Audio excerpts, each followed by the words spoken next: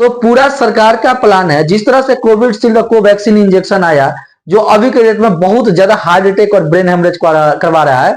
मतलब कोरोना काल में जो कोविडशील्ड वैक्सीन हम लोग जो लिए थे ना, सबसे ज्यादा ब्रेन हेमरेज हो रहा है उससे।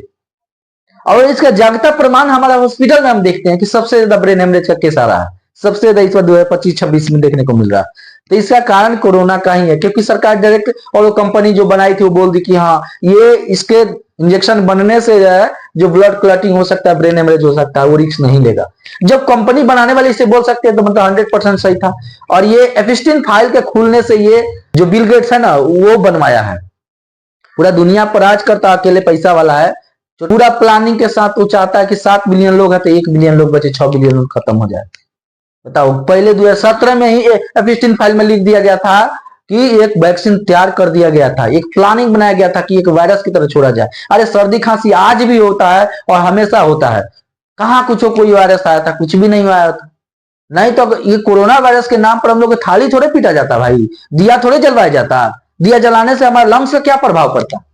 तो ये एक चाल था, जो हम लोग इस चाल में, ये विश्वास में पड़ते रह गए, फंसते चल गए, और ये कोरोना में हम लोग टीका ले लिए। आज इसका प्रमाण है कि हम लोग इसका सबसे ज्यादा शिकार हो रहे हैं। उसी प्रकार ये दूसरा चाल आने वाला है कैंसर का। कैंसर सबसे ज्यादा हो रहा है, तो कैंसर में हम एक एक चीज कह देंगे, लाइफ में कभी भी सरकार अगर कुछ भी फ्री में देती है तो उसको नहीं लेना है, नहीं लेना है, डायरेक्ट बोल देना है कि हम नहीं लेंगे। कल परसों हमारे यहाँ बच्चियां जो थी सरकारी स्कूल में गई थी, तो सरकारी में वो दवाइयां बांटी जा रही थी, पता ना क्या क्या चीज का, कोई नहीं लिया, ले लिया भी तो घरे आके फेंक दिया सब। जबरदस्ती अगर किसी के साथ, अगर आप लोग के साथ अगर स्कूल वगैरह में अगर किया जा रहा है कि हाँ तू वैक्सीन लगवा लो, तुम ये ले लो, वो दवाई ले लो, नहीं लेना है।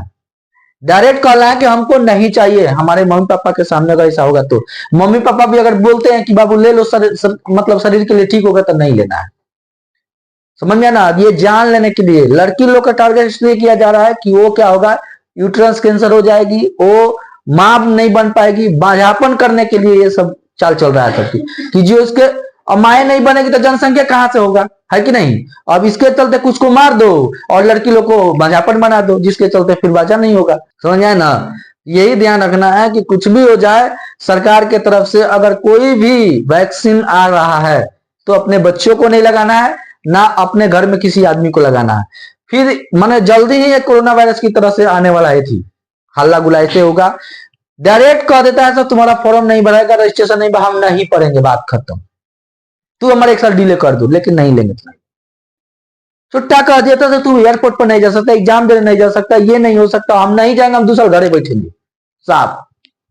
लेकिन कुछ भी हम नहीं करने जाएंगे, लेकिन वैक्सीन तो नहीं लेंगे।